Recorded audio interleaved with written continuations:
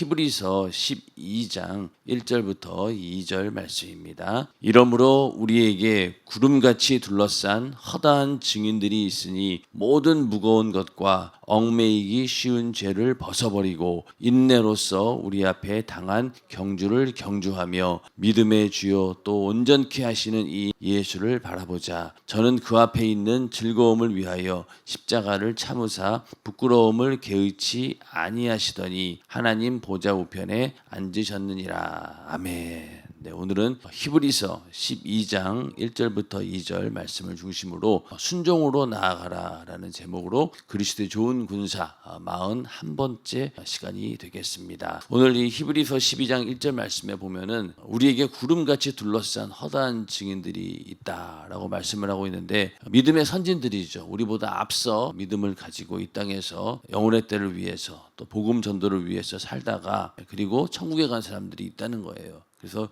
그런 것을 바라보면서 너희가 소망을 가지고 또 우리의 신앙생활 하는 일에 있어서 모든 무거운 것과 얽매이기 쉬운 죄를 벗어버려야지만이 이 믿음의 경주를 온전히 할 수 있다. 그래서 모든 무거운 것, 얽매이기 쉬운 죄, 이게 다 우리의 신앙생활을 방해하고 가로막고 있는 것들입니다. 이런 것들을 이겨낼 때 우리는 믿음으로 승리할 수 있고 이 믿음의 경주 가운데서 온전한 이 경주를 마칠 수 있다는 겁니다. 그리스도의 좋은 군사 가운데 지금 우리가 함께 은혜 나누고 있는 부분은 말씀, 기도, 성령 충만, 믿음까지 갔고요. 이제 순종입니다. 순종으로 나아가라라는 부분이고, 그 가운데서 방해 요소를 제거하라, 명령하신 이가 책임지신다. 이 부분에 대해서 오늘 함께 은혜를 나누고자 합니다. 신앙생활함에 있어서 엄청나게 많은 방해 요소들이 있죠. 그래서 내부적으로도 있고 또 외부적으로도 있고, 어떻게든 우리가 신앙생활을 하지 못하도록 방해하는 것이 마귀 역사가 하는 일이기 때문에 이 땅에 살아서 우리가 육신을 입고 있는 동안은 이 방해 요소들이 끊임없이 우리를 도전하게 되어 있고, 그걸 우리가 제거하는 일이 바로 신앙생활이기도 합니다. 그리고 우리가 그리스도의 좋은 군사라고 하면은 우리는 왕이신 예수의 명령에 따라 움직이는 사람들입니다. 그래서 이 명령에 따라 움직이려다 보니 여러 가지 방해 요소들이 생기기 마련이고, 이런 것들을 다 우리는 물리쳐야 됩니다. 그래서 신앙생활의 방해 요소들을 다 물리치는 것, 이게 바로 신앙생활의 정말 가장 어려운 부분이기도 하죠. 그래서 영적인 장애물들이 굉장히 많이 있습니다. 요즘 시대에는 너무나 이렇게 다양한 세상 문화들이 있다 보니까 이것들이 우리 신앙생활을 계속 방해합니다. 그래서 가장 우리 그리스도인들의 영적 생활을 방해하는 것이 바로 이 텔레비전이죠. 텔레비전이 있기 전하고 후는 완전히 달라졌습니다. 사람들이 전부 다 이제는 TV 앞에서 많은 시간을 보내고 있고, 거기에 모든 희노애락이 달려 있어요. 그러다 보니까 아이들도 다음날 학교 가면은 화제거리가 뭐냐면은 지난 주말에 있었던 드라마 이야기, 또 TV에서 뭘 봤냐 안 봤냐, 또 무슨 연예인들 이야기, 그 전부 다 이 텔레비전의 영향을 받아서 그게 다 모든 사람들의 삶의 중심이 되어 있고 화제거리가 되어 있는 상태에서 우리 그리스도인들도 예외가 아니죠. 거기에 얽매이다 보면은 일단은 예배 생활이 소홀해지게 되고 또 기도 생활이 소홀해지게 되고 그러다 보니까 이 영적 생활의 가장 큰 방해 요소가 바로 안방에 있는 텔레비전이다. 그래서 우리 예전에는 그 성도들이 집에 있는 텔레비전을 전부 다 교회에다가 반납한 적이 있었어요.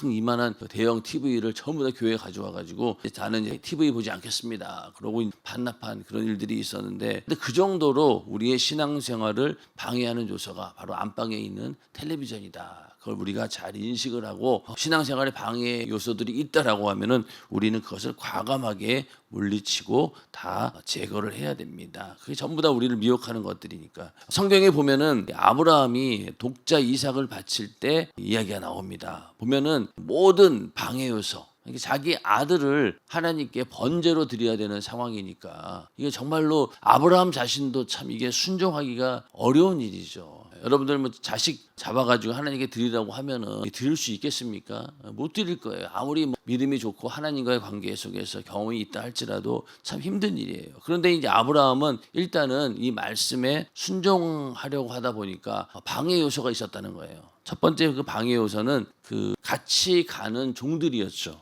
종들이 같이 가는데 만약에 끝까지 이삭을 번제로 드리는 자리까지 종들이 간다라고 하면 어떡하겠어요? 종들이 뜯어말리지 않겠습니까? 이해하지 못하니까 아이고 우리 주인이 드디어 이제 망령 들렸구나, 미쳤구나 그러면서 막 뜯어말릴 거예요.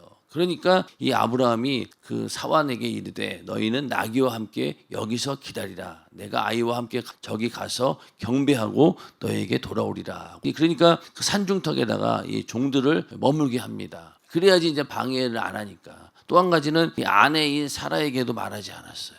만약에 사라가 이것을 알았다라고 하면 어떻게 했습니까? 차라리 날 죽여라. 하나님도 너무하시지 않냐. 그러면서 아마 울고 난리 났겠죠. 차라리 날 끌고 가라. 이러면서. 그러니까 그걸 보게 되면은 아브라함도 마음이 흔들리지 않겠습니까? 그러니까 아예 사라에게는 얘기도 하지 않습니다. 그러고 이삭을 데리고 모리아 산으로 올라가게 됩니다. 굉장히 어떻게 보면은 이 아브라함이 순종하는 데 있어서 지혜로운 거죠. 그리고 모든 방해 요소들을 다 제거했다. 그래서 우리가 이 아브라함의 이런 믿음을 보면서 우리도 그리스도의 좋은 군사가 된다라고 했을 때, 어떤 하나님의 명령이 나에게 딱 떨어졌을 때 이러한 방해 요소들을 과감하게 제거할 수 있는 그런 지혜가 있어야 된다는 겁니다. 그런 믿음과 그런 지혜가 우리에게도 있기를 주님의 이름으로 축원합니다. 그래서 우리가 신앙생활 하는 일에 또 영적 생활 하는 일에 과연 어떠한 방해 요소가 있는가, 이것들을 잘 생각해 보셔야 돼요. 그래서 우리는 외부적으로 몰려드는 그런 방해 요소들도 있지만은 그것들은 그나마 눈으로 식별이 가능합니다. 이게 나를 방해하려고 하는 거라는 것을 알 수 있는데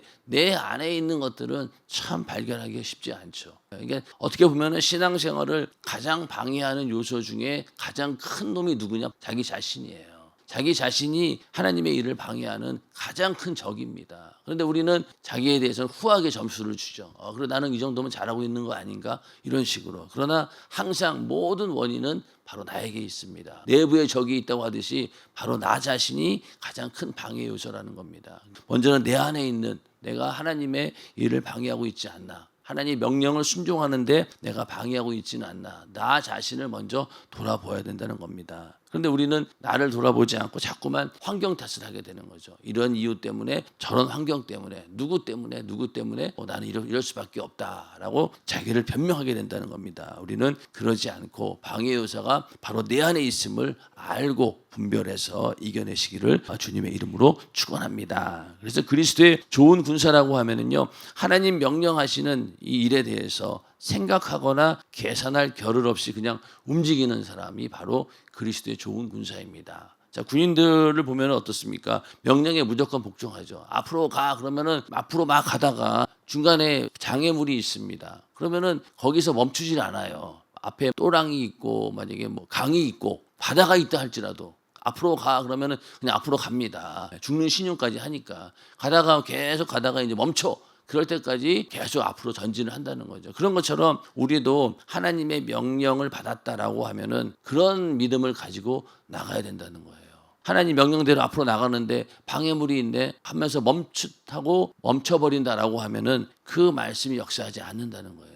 그런데 그것을 알고도 우리가 믿음으로 앞으로 나아갈 때 하나님께서 역사하신다는 거죠. 홍해 바다가 그렇고 또 모든 하나님의 이적과 표적을 볼 때 순종했을 때 정말로 단순하게 미련하게 보일 정도로 순종했을 때 하나님께서는 그 믿음을 보시고 그 순종의 믿음을 보시고 역사하십니다. 그런데 우리는 딱 앞에 있는 방해물을 보면서 이게 뭐지? 라고 멈칫하게 되고 오히려 또 거기에서 멈추는 것을 끝나는 것이 아니라 뒤로 물러난다라고 하면은 하나님의 역사를 절대로 우리는 기대할 수 없다는 겁니다. 그래서 우리가 하나님께서 명령하셨다라고 확신이 있고 또 그렇다라고 하면은 그냥 절대적으로 순종했을 때 하나님께서는 역사하신다는 겁니다. 그래서 이렇게 모든 방해 역사를 다 제거한 다음에 이삭을 데리고 이제 올라갑니다. 그리고 이삭을 번제로 드리려고 잡으려고 하는 순간 하나님께서 그 아이에게 내 손을 대지 말라. 아무 일도 그에게 하지 말라. 이렇게 하나님께서 말씀하시면서 그의 순종을 보시고 번제로 드릴 양까지 하나님께서는 다 예비해 주셨습니다. 만약에 아브라함에게 이런 믿음이 없었다라고 하면은 하나님 저는 도저히 못 갑니다. 못 데리고 갑니다. 그러지 않았겠어요? 그러면 이렇게 믿음의 조상으로서 하나님께서 주신 약속을 소유할 수 없었겠죠. 그러나 이 아브라함은 그러한 자기 자식을 번제로 바칠 만큼 또 그 명령을 수행하기 위해서 모든 방해 요소들을 다 제거했다라고 하는 점에서 하나님께서 그 믿음을 보시고 이렇게 역사하신 것입니다. 그래서 우리도 이 방해 요소를 다 제거해서 그리스도의 좋은 군사가 다 되시기를 주님의 이름으로 축원합니다. 자, 그다음에 명령하신 이가 책임지신다. 자, 자녀가 부모를 공경하고 또 부모에게 순종하는 이유 중에 하나는 부모가 자기 자신을 책임진다라고 믿기 때문이죠. 부모의 말에 순종한다라고 하는 것은 그래도 부모가 나를 책임지고 나를 보호해 주시고 나를 지켜주신다라고 하는 그런 믿음이 있기 때문에 자녀들도 부모의 말에 순종하고 부모를 공경하는 겁니다. 그런 것처럼 하나님께서도 우리를 영원히 책임지시는 분입니다. 이 세상에서는 어느 누구도 우리를 끝까지 책임지는 사람은 없어요. 부모라 할지라도 어떻습니까? 한계가 있잖아요. 언젠가는 이 자녀를 보호할 수 있는 능력이 사라지게 됩니다. 오히려 이제는 나이를 먹게 되면은 자녀들의 보호를 받아야 되는 그런 상황까지도 오지 않습니까? 그렇기 때문에 부모를 할지라도 끝까지 자녀들을 책임질 수는 없어요. 그러나 하나님은 책임질 수 있다는 거예요.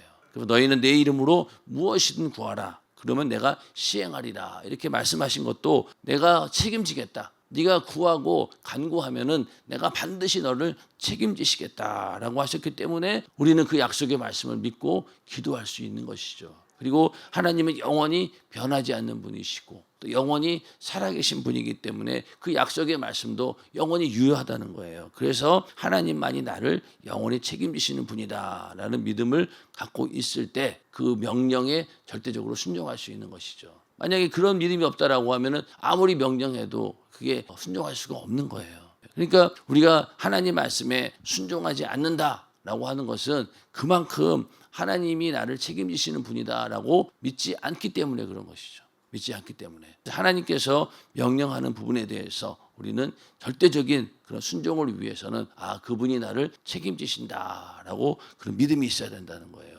그런데 하나님께서 직접 막 우리 귀에다 대고 명령하신다라고 하면은 아마 100% 이렇게 순종할 거예요. 근데 우리가 신앙생활 하면서 우리에게 명령이 떨어질 때 과연 하나님이 직접 나에게 명령하십니까? 그렇지 않죠. 그렇지 않아요. 예를 들어서 그 기관을 움직일 때 그 기관장이 하는 얘기가 하나님의 명령일 수도 있고 또 강단에서 말씀하는 담임 목사님의 말씀이 명령일 때도 있고 또 그 밑에 있는 부사역자들이 하는 말씀 가운데도 하나님의 명령이 있을 수도 있고 그렇게 여러 방면을 통해서 역사하는 하나님의 명령에 대해서 우리는 잘 듣고 분별을 해야 되는데 그게 잘 안 되면은요 이게 나에게 주어진 명령인지를 모른다는 거예요. 하나님의 명령은 그렇게 다양한 우리의 어떤 삶을 통해서 주는 거예요.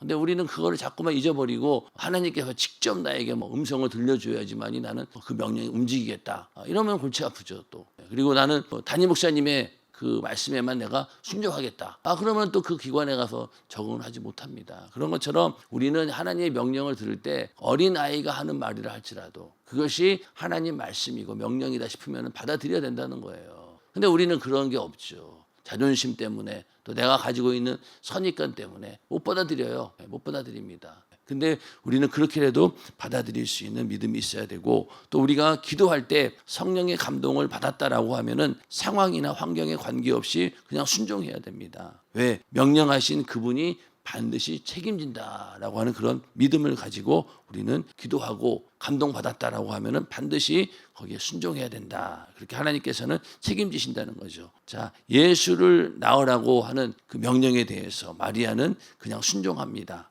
그러니까 이 아이를 낳으라고 하는데 그 아이를 낳는 게 그냥 처녀인데 처녀 보고 아이를 낳으라고 하니까 내가 사내를 알지 못하는데 어떻게 애를 낳을 수 있겠습니까? 그러면서도 이 마리아는 순종하게 됩니다. 그랬더니 전혀 생각지도 않았던 메시아 예수 그리스도를 잉태하고 그를 낳은 그런 정말로 인류를 위한 구세주 그분을 내가 잉태해가지고 낳게 한 그런 인물이 되지 않았습니까? 이게 엄청난 순종이죠. 왜냐하면은 만약에 마리아가 애를 가졌어요. 그러면은 율법에 의해서 돌에 맞아 죽거나 화형에 처하거나 그럴 수 있는 여지가 있어요. 목숨 건 순종이었던 겁니다. 하나님께서는 역사하셔서 이 마리아의 순종을 보고 예수를 이 땅에 보내는 그 역할을 감당할 수 있도록 해주신 거죠. 그러니까 우리도 이 마리아처럼 그렇게 하나님 말씀에 절대적으로 순종할 수 있는 그런 믿음이 있어야 된다는 겁니다. 그런 믿음이 있는 그리스도의 좋은 군사가 다 되기를 주님의 이름으로 축원합니다. 또 그 출애굽이라고 하는 하나님의 명령을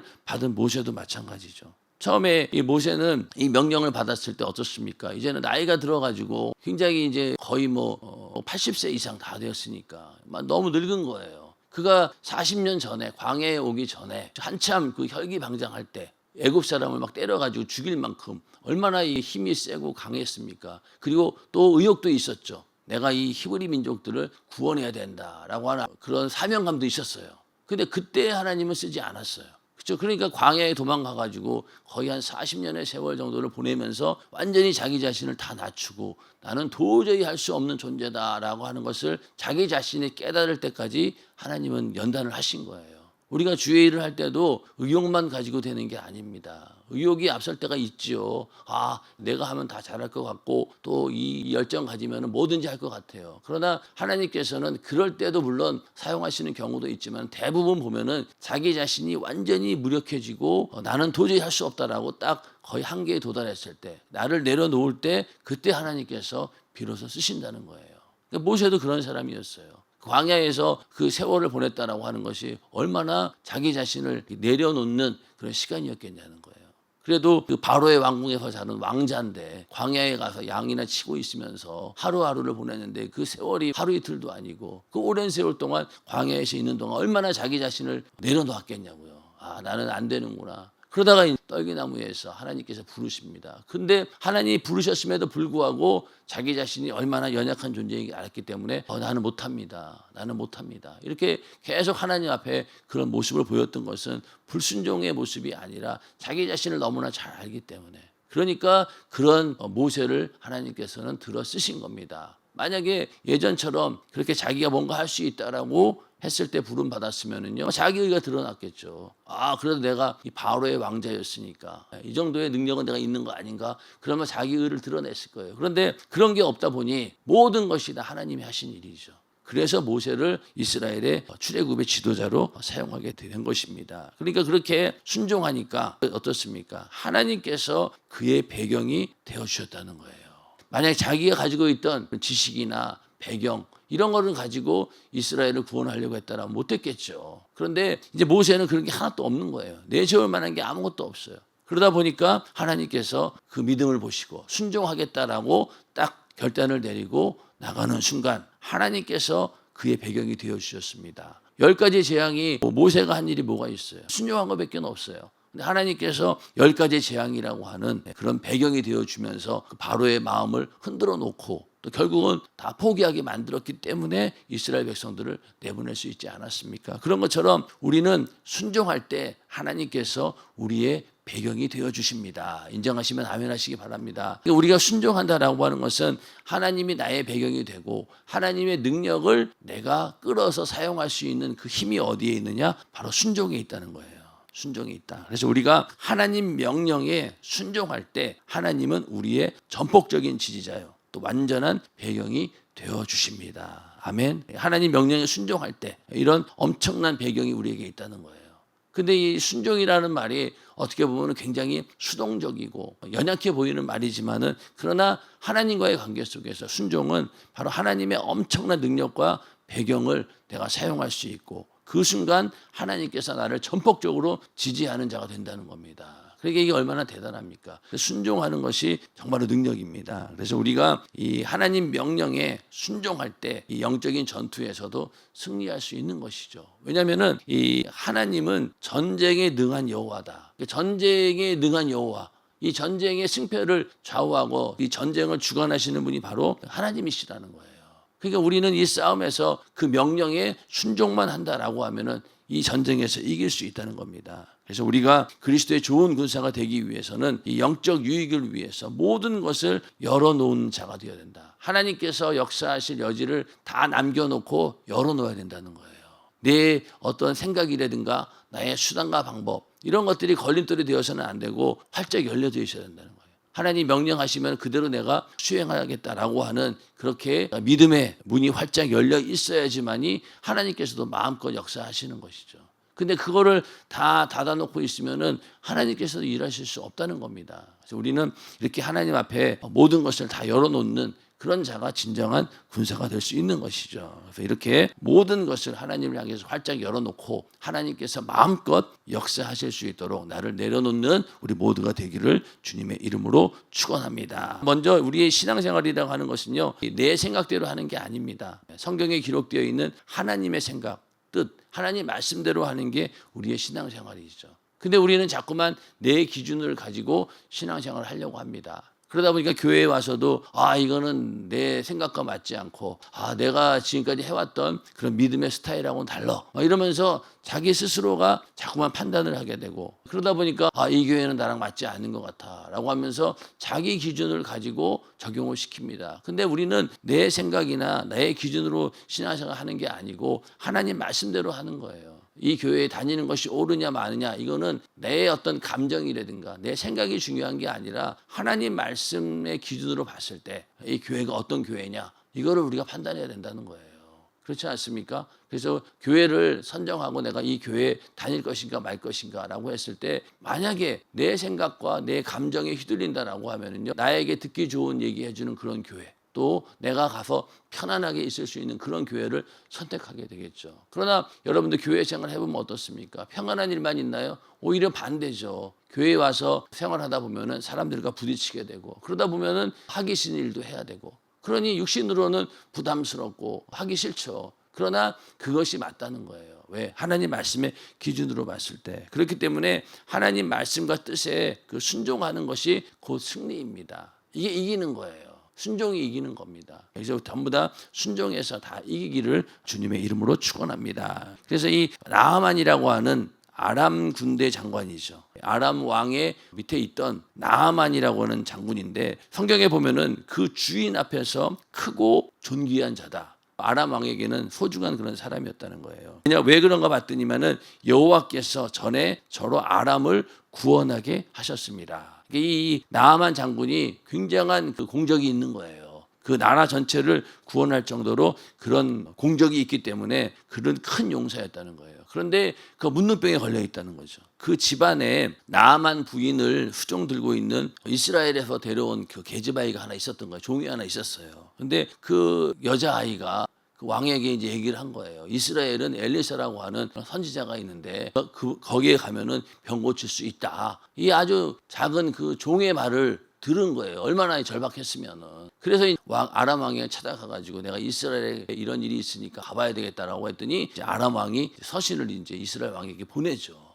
보내니까 이스라엘 왕 입장에서는 내가 이걸 어떻게 해결하냐, 문둥병을 내가 어떻게 해결하냐, 나보고 이거 전쟁하자는 소리 아니냐 이러면서 막 굉장히 두려워하고 있었죠. 그랬더니만은 엘리사가 내가 할 수 있다라고 해서 이제 엘리사가 자기에게 오라고 이제 얘기를 한 거예요. 그러니까 이 나아만 장군이 엘리사를 찾아가게 됩니다. 그런데 여기서 어떻게 했어요? 엘리사가 이 나아만 장군을 만나주지도 않고, 그리고 직접 얘기한 것도 아니죠. 종을 시켜가지고 요단강에 가서 몸을 7번 씻으라고 합니다. 이러니까 얼마나 기분 나빴겠어요. 의전이 완전히 이게 아닌 거죠. 그래도 그 아람 왕의 존귀한 자라고 했잖아요. 그러니까 보통 같았으면 막 나와가지고 막 머리를 조아리면서 아이고 귀빈 대접을 했어야 되는데 그렇게는 안 하고 오히려 그냥 종을 시켜가지고 요단강에 가서 7번 씻으랍니다. 이랬으니 나아만 장군이 완전히 열받은 거죠. 화가 납니다. 그러니까 노하여 물러가며 가로되, 자기 생각에는 그랬다는 거. 저가 내게로 나와 서서 그 하나님 여호와의 이름을 부르고 당처 위에 손을 흔들어 문둥병을 고칠까 하였도다. 이렇게 자기 나름대로 기대한 바가 있었다는 거예요.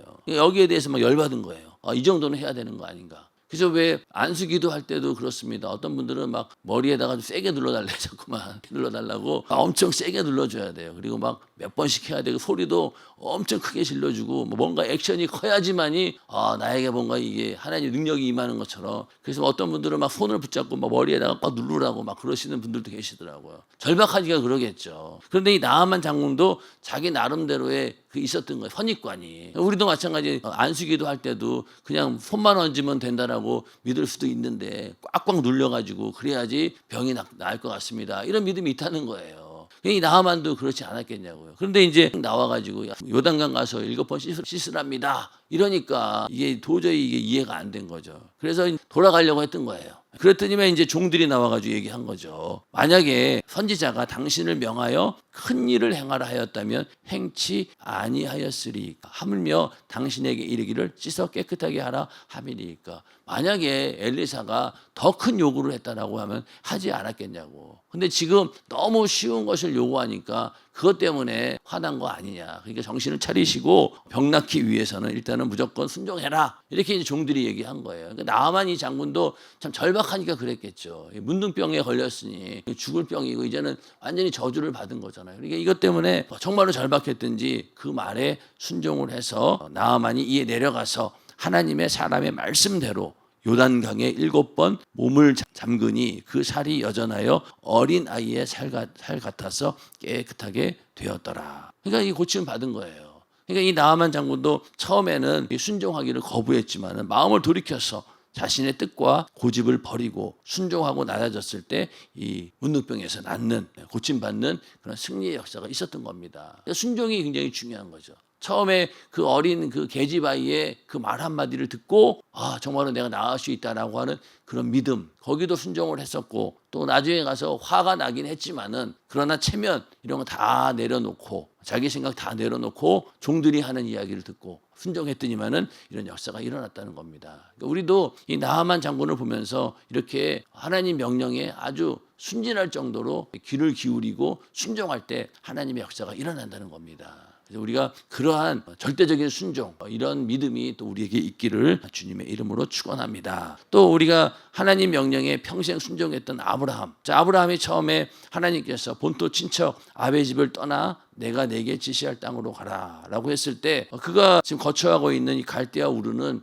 그 당시 문명의 중심지였고 거기서 잘 먹고 잘 살았어요. 자기의 터전이었어요. 고향이죠, 완전히. 거기를 갑자기 떠나라고 하니까 거기에 쉽게 순종할 수는 없었어요. 그러나 아브라함은 그 말에 어떤 이의를 제기하지도 않고 그대로 순종했던 거예요. 그랬더니 하나님께서 그를 믿음의 조상, 또 이스라엘의 조상이라고 하는 이 복을 주셨고 모든 사람의 믿음의 조상이 된 겁니다. 그럴 정도로 큰 복을 받았다는 거죠. 그래서 우리는 이 하나님 말씀에 절대적으로 순종하는 그런 믿음이 있어야 된다는 겁니다. 그래서 이 순종이라고 하는 것, 그러니까 우리는 어떤 면에서 아브라함보다도 순종할 수 있는 더 좋은 조건을 가지고 있죠. 왜? 우리는 하나님의 자녀로서 예수의 피로 거듭난 하나님의 자녀이고 또 더 나가서 주님의 신부, 거기까지 이룰 수 있는 그런 자격이 있기 때문에 그런 우리가 하나님의 자녀 신부로서 순종할 때 우리에게는 더 큰 영원한 천국이 있고 또 영원한 면류관, 이런 확실한 약속의 말씀들이 있기 때문에 오히려 아브라함보다도 더 좋은 조건을 가지고 있죠. 왜? 우리 안에 성령을 모시고 있으니까 훨씬 더 좋은 조건입니다. 그러니까 우리는